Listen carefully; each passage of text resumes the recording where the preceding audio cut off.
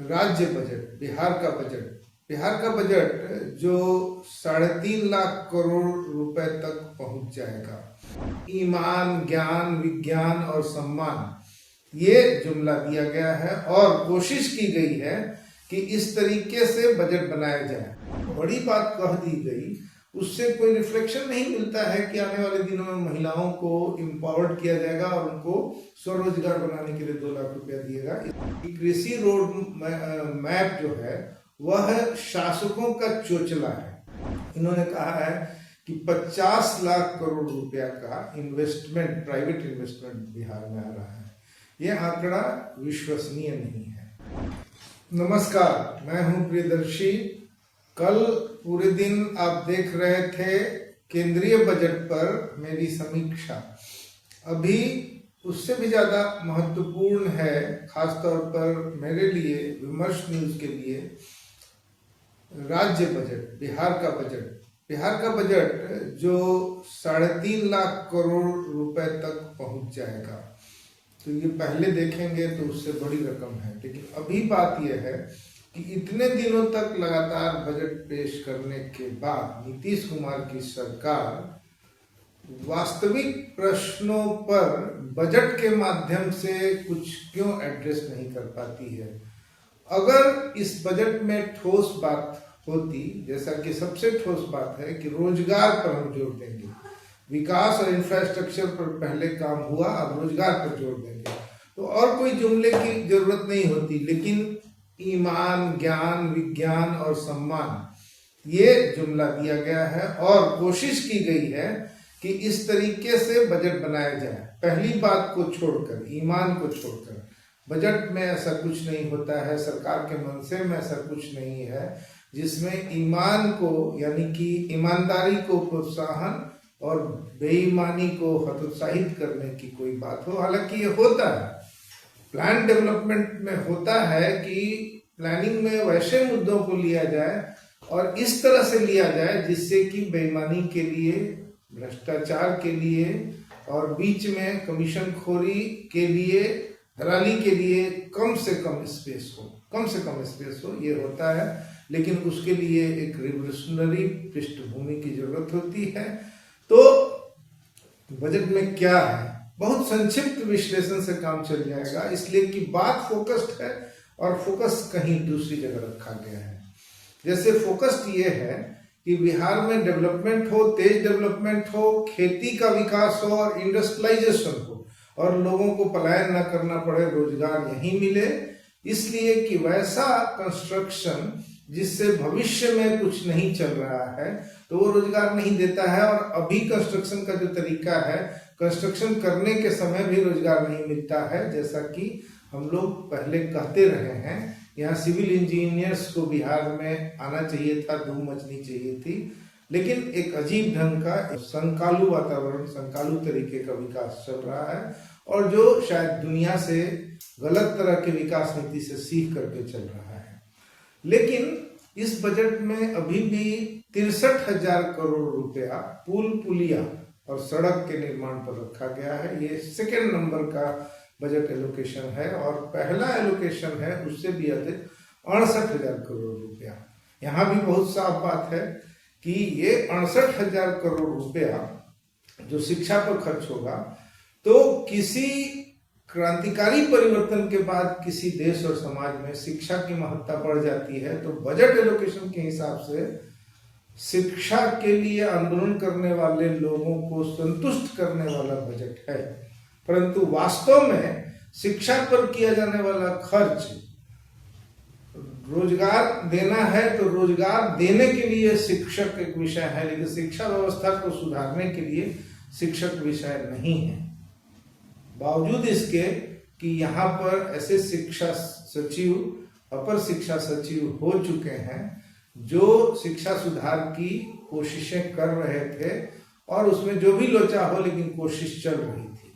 तो शिक्षा पर 68,000 करोड़ रुपया है और शिक्षित बनाना है, उसके साथ साथ उच्च संस्थानों को शिक्षित बनाना है, विज्ञान ज्ञान को विकसित बनाना है। यहाँ जो ज्ञान है, यहाँ जो लोगों का माने एक लोक ज्ञान है, उसमें से ज्ञान निकालना या इसके लिए कि इस समाज की मिट्टी को सही सही वैज्ञानिक और जानकारी का आधार दिया जा सके, तो ये दिखता नहीं है। ये स्लोगन में दिखता है, कहा जाता है, लेकिन दिखता नहीं है। तो 68,000 करोड़ रुपया की बात पर हमने ये कहा, ये बजट का बहुत बड़ा बजटरी पक्ष है। एक बात और है, कहा गया इसमें, हम एकदम पूरे बजट को प्रस्तुत नहीं कर रहे हैं, एक और बात है महत्वपूर्ण, और वो है कि अभी 1,56,00,000 महिलाओं को दिया गया 10,000 रुपया का इंसेंटिव। वो चुनावी था, लेकिन कहा गया था कि अभी आगे भी देंगे। और कितना देंगे? ये 2 लाख रुपया देंगे, जिसमें लोन और ग्रांट दोनों हो सकता है। अभी इसके बारे में बोला जाने लगा और इस बजट में भी बोला गया, लेकिन दिक्कत की बात है कि 10-10 हजार का ग्रांट देने के लिए एक कितना रुपया लगा ये कैलकुलेट कर सकते हैं, लेकिन सबको 2-2 लाख रुपया देंगे, इसका कैलकुलेशन एकदम मिसिंग है।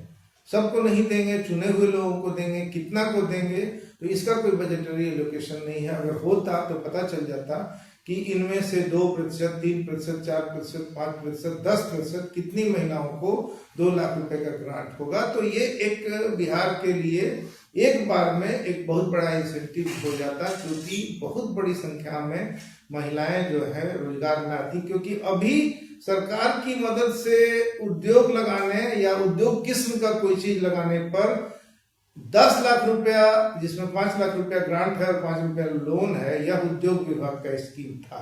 और इसमें 56,000 लोगों को भी, जो कि स्क्रूटनी हुए, ये लोग नहीं दे सके, मात्र 8,000 को दे सके। तो हम ये कह रहे हैं कि ये जो बड़ी बात कह दी गई, उससे कोई रिफ्लेक्शन नहीं मिलता है कि आने वाले दिनों में महिलाओं को एम्पावर्ड किया जाएगा और उनको स्वरोजगार बनाने के लिए 2 लाख रुपया दिएगा। इसका कोई ये स्पष्ट संकेत इसमें से नहीं मिलता है। इसके साथ 2 और बात पर कह करके हम अपनी बात समाप्त करेंगे, और बहुत सारी बातें हैं। इन्होंने कहा है कि 50 लाख करोड़ रुपया का इन्वेस्टमेंट, प्राइवेट इन्वेस्टमेंट बिहार में आ रहा है। यह आंकड़ा विश्वसनीय नहीं है। अभी तक जितने लोग बिहार सरकार के साथ एग्रीमेंट करते थे, उनका 10% लोग भी यहाँ पूंजी लेकर के नहीं आते थे, और जो आए वो बीच में छोड़ के चले जाते हैं। ऐसे अनेक उदाहरण हैं। यहाँ वातावरण नहीं है। कोई भी उद्योग का सचिव उद्योग लगाने के लिए अपने कार्यकाल का एक्सटेंशन नहीं पाता है, वो दूसरे कारणों से पाता है। ठीक है। दूसरा है कि चौथा कृषि रोड मैप। कृषि रोड मैप भी एक किस्म का लोचा है। कृषि रोड की जितनी धूम हुई, पहला, दूसरा, तीसरा, चौथा, जितना प्रचार किया गया, कृषि रोड को पढ़ना होगा, चौथा में क्या बातें हैं, लेकिन पहला, दूसरा, तीसरा को पढ़ने के बाद हम कह सकते हैं कि कृषि रोड मैप जो है वह शासकों का चोचला है। इन सब बातों को कहने के बाद अंत में कहेंगे कि अगर लोगों को एम्प्लॉयमेंट देना और यहीं पर रोजगार देना और पलायन को रोकना, यह अगर सरकार की मंशा है, जो अलग से बजट में नहीं कहा गया है लेकिन बार बार कहा गया है, तो उसके लिए सबसे पहले ग्रामीण क्षेत्रों में जिन लोगों को जमीन है और जिनको पर्चा मिला है, वैसे बिहार में 10 लाख परिवार हैं जिनको वो मिल जाना था, पर्चा वाली जमीन पर कब्जा और उसका म्यूटेशन। इसका उनके बारे में कोई संकल्प बिहार सरकार नहीं दोहराती है।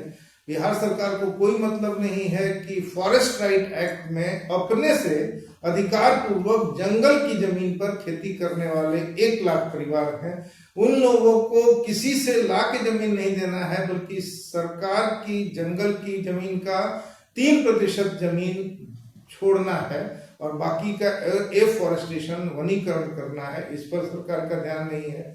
इसी तरह से शहरी आवास की बात है, ग्रामीण आवास की बात है, लेकिन जिनके पास वास भूमि नहीं है उसके बारे में जो टॉल बातें हैं उसको कुछ नहीं करना है। तो हम ये कह रहे हैं कि आभास होगा कि बजटरी प्रोविजन में तरक्की का भी दृष्टिकोण है, और आभास होगा कि बजटरी प्रोविजन में आम लोगों को लेके चलने का भी दृष्टिकोण है। ऐसी घोषणाएं हुई हैं। एक घोषणा का अभी याद दिलाएंगे जिसके बारे में बजट मौन है, और वह पहले से था। ये महिलाओं के लिए 2-2 लाख रुपया के अलावे एक पहले से बात थी कि बिहार में 96 लाख परिवार ऐसे हैं जाति सर्वेक्षण के बाद यह आंकड़ा आया था, जिन लोगों के पास प्रति माह पूरे परिवार को चलाने के लिए 6,000 या उससे कम की आमदनी है, इन लोगों के लिए बिहार सरकार ने एक टॉल घोषणा की थी कि ऐसे सभी 96 लाख परिवार को 2-2 लाख रुपए की मदद करेंगे। और पहली बार यह घोषित भी किया कि पहला किस्त 50-50 हजार रुपया कर देंगे। वो अपने जीवन की फंडामेंटल जरूरतों को बना लें, घर बना लें और उसके बाद वो मेहनत करें, तरक्की करें। इसके लिए वो हर एक परिवार को बिग वे में सरकार अपना समर्थन देना चाहती थी, लेकिन यह एकदम टाइट है फिश, इस पर कुछ काम नहीं किया गया। उनके अधिकारियों ने 6,000 से कम का आय प्रमाण पत्र ही बनाना बंद कर दिया और इस तरह ये एक द ग्रेट फ्रॉड हो गया। तो हम इस सरकार की बड़ी बड़ी घोषणाओं और बजटरी एलोकेशन से हिसाब किताब लगा के कह सकते हैं कि कितना हिस्सा कर्मचारियों के वेतन पेंशन पर चला जाएगा, हिसाब को लगा के कह सकते हैं कि कितना ऋण पर चला जाएगा और उसके बाद सड़क निर्माण पर चला जाएगा, शिक्षकों के वेतन पर चला जाएगा और बाकी जनता के लिए सारे प्रोग्राम लगभग दिखावटी होकर के रह जाएंगे। इसलिए बजट जो है कहीं से भी उसमें 3 बात भी ऐसी नहीं है जो अपने आप गारंटी हो कि उसमें से स्पार्क पैदा होगा और उस स्पार्क में बिहार के जनता की तरक्की होगी तो समृद्धि का रास्ता होगा। यहाँ पर इनइक्वालिटी को बढ़ाने से बिहार समृद्ध नहीं होने वाला है, उस स्टेज में नहीं आया है। माने एब्सोल्यूट पॉवर्टी है, खेत और गांव जहां बाहर लोग काम नहीं करते हैं, जिस परिवार के लोग, वहां निहायत दरिद्रता है। तो उस स्थिति में बिहार का यह बजट चाहे कितने भी विकास दर की बात करे, लेकिन उससे यहाँ के करोड़ों परिवार के जनजीवन पर विशेष असर नहीं पड़ने वाला है। और इस वजह से इस बजट से जो प्रश्न खड़े हुए हैं उन प्रश्नों की एडवोकेसी करना और अगले बजट के समय इनके वास्तविकता की जांच करना, यही हमारे पास बच जाता है। धन्यवाद। फिर मिलेंगे, बजट और बजटरी प्रोविजन के बारे में और भी बात करेंगे। धन्यवाद, नमस्कार।